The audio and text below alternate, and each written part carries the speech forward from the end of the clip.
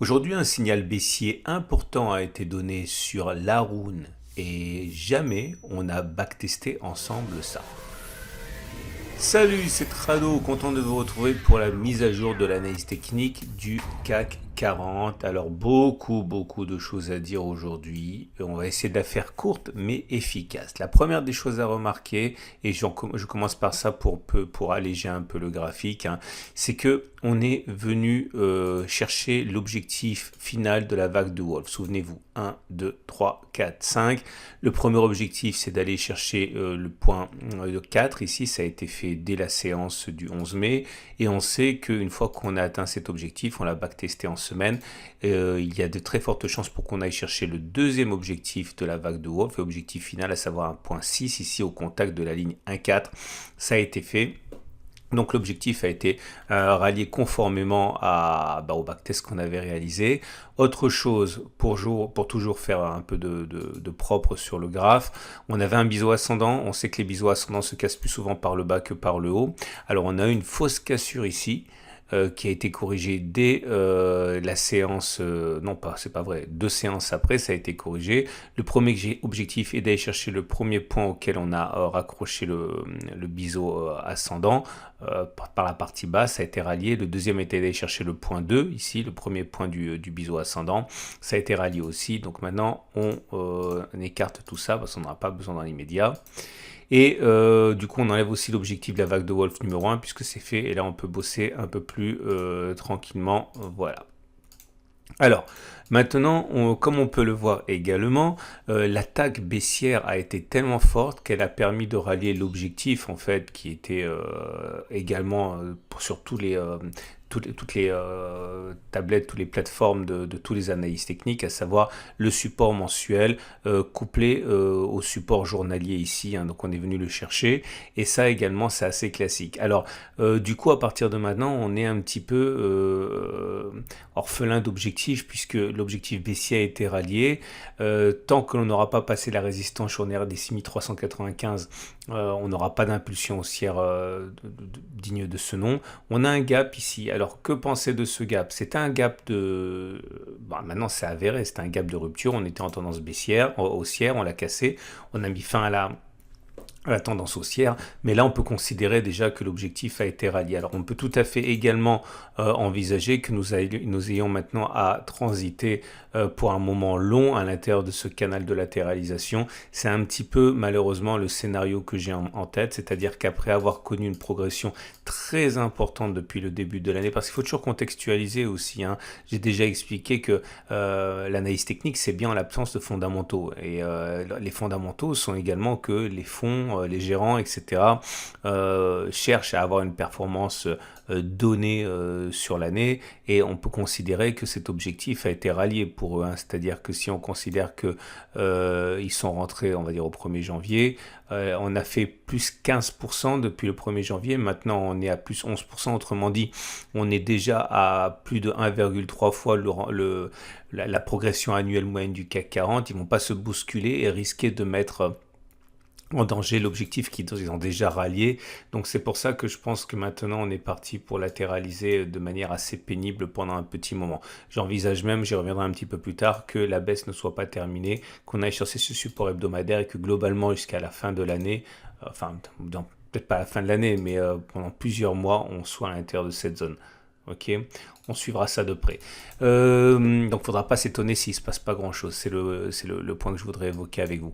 Alors, comme le gap a produit son effet, à savoir aller chercher plusieurs objectifs baissiers, j'envisage qu'il ne soit pas défendu non plus. C'est-à-dire qu'il est tout à fait possible que maintenant on rentre dedans comme dans du beurre, puisqu'on a allé chercher la résistance, hein, le support, et que donc à partir de là ça reste un petit peu d'un intérêt limité.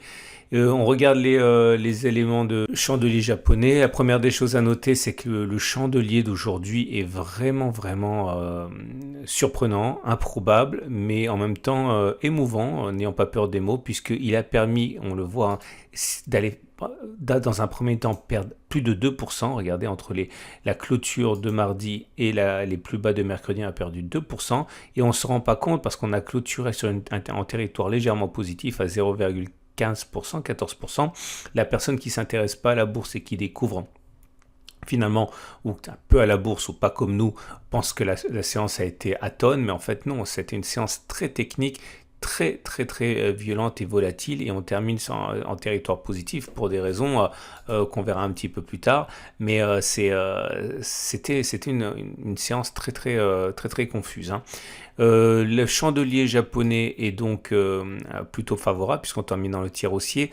Alors, je reviens sur cet élément intéressant à mon avis pour vous. C'est-à-dire qu'on avait une ligne de poussée. Souvenez-vous, regardez le backtest d'hier et on avait expliqué que lorsque l'on avait une ligne de poussée, on avait plus de chances finalement de clôturer en dessous de la structure qui était à 6225 qu'au-dessus de la structure à 6327. Et là, en fait, on clôture ni en dessous ni au-dessus, hein, on est au milieu de la structure, mais il y a peu de chances maintenant pour qu'on clôture en dessous de la structure parce qu'on a déjà atteint l'objectif. Gardez toujours à l'esprit, si vous êtes débutant, que la tendance est valable a priori jusqu'à ce qu'on touche un support, une résistance tracée dans l'unité de temps supérieure. Et là, on l'a touché, hein, le support tracé dans l'unité de temps supérieure. Donc, il y a peu de chances pour qu'on clôture en dessous de la structure de la poussée, de la ligne de poussée qui a été à 6288. Hein. Moi, je considère de toute manière que, encore une fois, l'objectif a été réalisé pour ce signal baissier. Et les éléments d'Aikinashi, eux aussi, montrent que c'est un peu la confusion maintenant, puisque on ne faut pas se laisser impressionner par la bougie rouge du jour qui est là, parce que même si elle est longue, on voit que la mèche basse est très étendue, elle occupe plus de la moitié de la bougie, donc ça relativise le signal baissier, surtout qu'il y a une pointe, une mèche haute ici qui également relativise le signal baissier. Donc c'est une bougie rouge mais qui est vraiment à contextualiser, et je pense que le signal baissier délivré par la couleur rouge doit être véritablement mis en perspective. C'est pas si baissier que ça, hein, cette bougie là, contrairement à la bougie précédente qui annonçait qu'on puisse faire des nouveaux plus bas. On revient, je fais un bref détour par le fill and break pour lui redonner finalement un petit peu de lumière. Comme on peut le voir ici, je ne sais pas ce qui va se passer. Ce bloc-là, vous voyez, c'était un bloc vert, on a fait un bloc rouge juste derrière. Je vous rappelle que dans plus de 8 cas sur 10, lorsqu'on fait un bloc rouge, il y a un deuxième bloc rouge derrière. Est-ce qu'on aura effectivement un bloc rouge après? Je n'en sais pas. Statistiquement, c'est le cas, mais il risque également de ne se passer rien, à mon avis, pendant un moment, si on a une thèse de latéralisation comme ça, puisqu'on n'inscrira pas un plus haut de 3 blocs, ni un plus bas par rapport au dernier. Donc ça risque effectivement d'être assez lent et ennuyeux. Je suis en train tout simplement de vous préparer à la latéralisation, hein. Maintenant, je ne sais pas ce qui va se passer, mais c'est assez plausible à mon avis, compte tenu de ce qui se passe actuellement. Et nous avons donc maintenant les éléments purement techniques. Alors, premier élément technique à considérer, c'est les volumes. Vous allez constater qu'il y a peu de volume par rapport aux séances précédentes, et pour moi c'est un élément qui est assez déstabilisant parce que c'est une séance très importante à laquelle on a assisté avec un beau plongeon de 2% et un beau rebond. Je ne m'explique pas véritablement l'absence de volume ici, et c'est ce qui me fait penser que cette bougie est toujours un peu suspecte, hein. C'est-à-dire que lorsqu'il se passe quelque chose de déterminant sans volume, il faut le relativiser. Donc j'ai du mal à expliquer pourquoi il n'y a pas plus de volume sur ce support mensuel. Je crains que cela signifie que les gourmands en attendent plus pour entrer, en particulier le support hebdomadaire. Et deuxième élément qui milite pour de la prudence, c'est un signal donné par la rune. Alors la rune, c'est quelque chose que j'ai backtesté une seule fois avec vous dans le sens de la hausse, et là puisqu'on a l'opportunité d'avoir un signal baissier, on va le backtester. J'aime beaucoup la rune, je vous explique comment ça fonctionne. Ok, c'est un peu compliqué par rapport aux autres indicateurs. Si le rouge passe au-dessus du bleu, c'est un signal de vente. Si le bleu passe au-dessus du rouge, c'est un signal d'achat. Okay, il y a 3 types de signaux différents avec la rune, mais ça c'est le plus simple. Donc clairement on a un signal de vente. Alors voilà ce que j'ai backtesté pour vous. Une fois qu'on a un signal baissier tel que celui que l'on a aujourd'hui, est-il plus plausible que l'on ait fait les plus bas ou que l'on aille plus bas avant d'avoir un signal haussier de la rune? Clairement, voilà ce que je parie. Le pari sera gagné si on a un plus bas par rapport à la séance d'aujourd'hui. Ok, donc si on clôture plus bas que la séance d'aujourd'hui, on a clôturé sur 6286. Si on clôture plus bas que 6286, ce sera gagné. Si on assiste à un croisement haussier de la rune euh, avant, eh bien ce sera perdu. Et ce qui est vraiment étrange dans cette bougie, c'est que justement à cause du rebond violent et de la morphologie que l'on a, on a une bougie verte alors qu'on a un signal de la rune baissier. Voilà, c'est vraiment une séance particulière. Première occurrence, elle est là, la rune, la rouge a passé le bleu à la hausse sur cette bougie. Ok, et ça commence mal puisque sur cette bougie, est-ce qu'on est allé plus bas ou est-ce qu'on a assisté à un croisement de la bleue par la rouge? On a assisté à un croisement de la bleue par la rouge ici, et donc on n'a pas fait de plus bas par rapport au signal de baisse, donc c'est un échec. Ici, c'est un succès. La rouge a croisé le bleu à la hausse sur cette bougie. Est-ce que l'on a fait des plus bas ou est-ce qu'entre-temps, le signal a été donné à la hausse? Non, le signal a été donné à la hausse ici. Et entre-temps, on a eu beaucoup de clôtures plus bas, donc c'est gagné. On ne regarde pas à quel point ça a été gagnant. Là, on voit bien qu'au mieux, on a perdu encore 3%, mais je regarde simplement si on a clôturé en dessous. Là, pareil, c'était gagnant aussi, puisque le signal a été donné sur cette bougie. Ok, sur cette bougie-ci. Est-ce que l'on a assisté à des plus bas avant d'avoir le signal haussier qui a été donné sur cette bougie? Oui, on a eu des plus bas, donc c'est un système également gagnant ici. Donc maintenant, on va aller plus vite. Donc succès, succès, succès, succès, succès, succès, succès, encore un succès, 2 échecs d'affilée, un succès, un troisième échec, 2 succès, un échec, encore un succès, un deuxième, un troisième, un quatrième, un cinquième, un sixième, un septième succès. Attention, des fois ça peut aller vraiment très bas. Là c'était encore 6%, là ça a été encore 10% de baisse. Bon bref, vous voyez, ça peut entraîner des baisses très, très importantes. Encore un succès, un échec, un succès. Et ça y est, on arrive à 30 occurrences. Et sur ces 30 occurrences, on a 24 succès et 6 échecs. Autrement dit, 80% de chances pour que l'on clôture plus bas qu'aujourd'hui, plutôt que l'on ait un signal haussier de la rune avant. Bon, est-ce que ça veut dire pour autant que vous devriez spéculer à la baisse parce que on a un signal baissier de la rune et que vous auriez dû le faire avant la clôture de mercredi ou première heure, enfin jeudi, première heure vendredi? Non, on ne pouvait pas faire ça parce que pour plein de choses. Mais une des raisons principales, c'est que 1, ce backtest n'a aucune validité puisque 30 occurrences, ça ne suffit pas pour tirer des lois. 2, parce que ça ne vous dit pas non plus quand vous rentrez, quand vous sortez, quand vous prenez votre profit, quand vous prenez votre perte, etc. etc. Mais voilà, considérez à partir de maintenant que l'on va remonter comme une flèche jusqu'à avoir un nouveau signal haussier, c'est pas très congruent avec le fait qu'on a eu un signal baissier de la rune. Donc méfiance, on risque d'avoir peut-être encore une pointe baissière, voire même une attaque baissière pour martyriser le support mensuel. Et ce qui nous amène donc pour terminer en moyenne mobile, tout ça, j'aurais dû le faire avant. Donc la moyenne mobile à 20 jours, elle est ascendante, mais les cours sont in extremis en dessous, donc la tendance générale, elle est neutre. La moyenne mobile à 7 jours, elle est descendante, non, elle est ascendante, c'est bizarre cette orientation de la M7, enfin c'est bon, c'est mathématique, hein, c'est comme ça, mais bon, on est en dessous d'une M7 ascendante, donc théoriquement c'est neutre. La moyenne mobile à 50 jours est ascendante et on est au-dessus, donc la tendance de fond est encore haussière et les bandes de Bollinger se compriment, se resserrent, ça veut dire que normalement la tendance haussière elle est finie jusqu'à preuve du contraire. Et ce qui nous amène également à 2 éléments importants, le super trend qui a servi de support sur la séance d'aujourd'hui, vous voyez, et le SAR qui...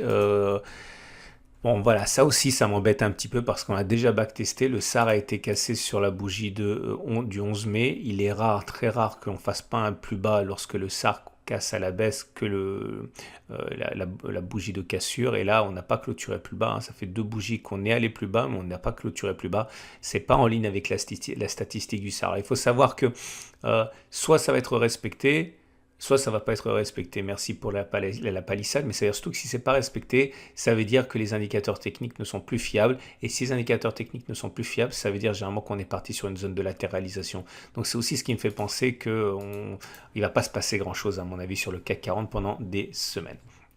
Et on termine avec l'Ishimoku. Et l'Ishimoku nous dit que c'est pas trop mal encore pour l'instant, puisque comme on peut le voir, on est toujours, on préserve la Kijun, hein, ça fait 3 séances que qu'on la sollicite, mais on clôture au-dessus. Donc on est au-dessus d'une Kijun qui monte, ça veut dire que la tendance générale est haussière pour l'Ishimoku. Par contre, on est au-dessus de la Tenkan, mais la Tenkan descend, donc la tendance de court terme, elle est pour autant neutre. Et dernière chose, on voit qu'on est au-dessus du nuage, mais attention parce que la SSA commence à descendre maintenant, manquerait plus qu'un twist là, et là on signe pour des semaines, voire des mois de latéralisation, hein. Donc attention, mais ça reste en tout cas non baissier. Et on va donc terminer avec les trades du jour. Alors, je m'en suis un petit peu voulu aujourd'hui parce que, bon, conformément au plan que j'avais pas exposé dans la vidéo d'hier parce que j'ai oublié de l'exposer hier, j'ai exposé que le plan baissier, mais dans la vidéo d'avant-hier, j'avais exposé quel était mon plan haussier, qui était mon principal plan, c'était d'acheter sur le support ici, le support journalier, support mensuel des 6100 à peu près. Ok, je vais enlever l'Ishimoku. Et j'avais dit, j'invite à le regarder parce que c'est formateur pour vous, j'avais dit que là j'allais vraiment jouer ma chance à fond parce que déjà si j'achetais ici et que je visais la résistance journalière, j'avais un excellent ratio gain-risque. Regardez la vidéo pas d'hier mais d'avant-hier où j'expliquais mon plan aussi, hein. Mais j'allais doubler ça. Donc j'allais prendre qu'une demi-position et j'allais prendre ma deuxième demi-position sur le support hebdomadaire parce que pour moi il était envisageable, hein, que l'on fasse la même façon que l'on fait, hein, regardez, je vous montre le graphe mensuel, la même façon que l'on fait un throwback sur la résistance devenue support mensuel, ce qui est très très classique. J'envisageais la même chose pour le graphe hebdomadaire, c'est-à-dire qu'on avait ici notre support. J'invite à regarder la vidéo du week-end, hein, pour ce genre de choses. C'est en gris, c'est en petit, et j'envisageais qu'une fois qu'on l'a eu cassé, on soit venu solliciter. Et on n'est pas venu le faire. Donc de deux choses l'une, un, j'ai pas pu acheter ma deuxième position. Ok, et deux, je ne suis absolument pas rassuré par le fait qu'on ne l'ait pas fait, parce qu'il y a une force d'attraction qui fait que normalement ça aurait dû être touché. Néanmoins, et bon, je ne vais pas prendre cette deuxième demi-position, donc je vais me contenter, non seulement je n'ai pris qu'une demi-position, mais en plus je vais sortir demain de cette position haussière, hein. Donc je dis ça parce que j'ai reçu des mails mais en ce sens, hein, si j'allais conserver ma position comme prévu jusqu'à la résistance journalière, ou est-ce que j'allais attendre d'aller chercher le support hebdomadaire pour ma deuxième demi-position? Là, je change un petit peu ma stratégie. Je vous expliquer pourquoi, parce que c'est pédagogique, hein. Un, parce que j'ai un ratio gain-risque qui me suffit, hein. Vous voyez bien, si je suis rentré là et que je visais le support journalier, j'avais vraiment un très très bon ratio gain-risque, hein. C'était un petit peu l'objectif. Mais bon, en ayant acheté ici à 6160 et quelques, avec un stop-loss en dessous du support hebdomadaire, et maintenant, j'ai déjà un ratio gain-risque qui est suffisant. Demain, ça va sans doute ouvrir en hausse aux alentours du gap ici, donc je vais pas demander mon reste parce que j'ai peur qu'on ait cette fameuse attaque baissière qui nous amène au support journalier. J'ai pas envie de transformer une position qui est déjà rentable, qui est en ligne avec mon ratio gain-risque, etc., en position perdante. Bon, tant pis, hein, je n'aurai pas ce que je voulais, mais je vais pas non plus tenter le diable. Par contre, si on va chercher le support hebdomadaire, ok, je pense que beaucoup pourraient rentrer. Okay, alors je ne sais pas ce que je vais faire, je vais me garder un peu le temps de patienter, je vous explique pourquoi. Parce que j'ai fait le tour des indices, il y a des choses qui me plaisent pas beaucoup, notamment sur les indices qui sont directeurs à comprendre, pas le CAC. Alors le DAX, effectivement, il est sur un support, comme nous. Okay, mais quand on regarde les indices américains qui ont cette faculté de faire plonger les choses ou de les faire remonter, on est loin d'être sur un support pour le Nasdaq. Et quand on regarde le Dow Jones, par exemple, on a cassé le support. Donc à mon avis, c'est comme si derrière on pouvait encore plonger. Et le SP500, lui, n'a pas atteint encore son objectif qui pourrait bien être cette zone ici. Regardez la belle vague de Wolf d'ailleurs, hein. Donc voilà, il me semble que les indices américains n'ont pas fini leur consolidation et j'ai peur que cela entraîne dans la foulée les indices européens puisque les indices américains sont directeur. Donc voilà, tout ça pour dire que je ne suis pas du tout rassuré et du coup je prends mes profits demain, même si effectivement j'aurais pu être chargé davantage, hein. Voilà, c'est une excellente journée. Je suis désolé, c'était un petit peu long, mais il y avait beaucoup de choses à dire. Je vous dis à demain pour la mise à jour.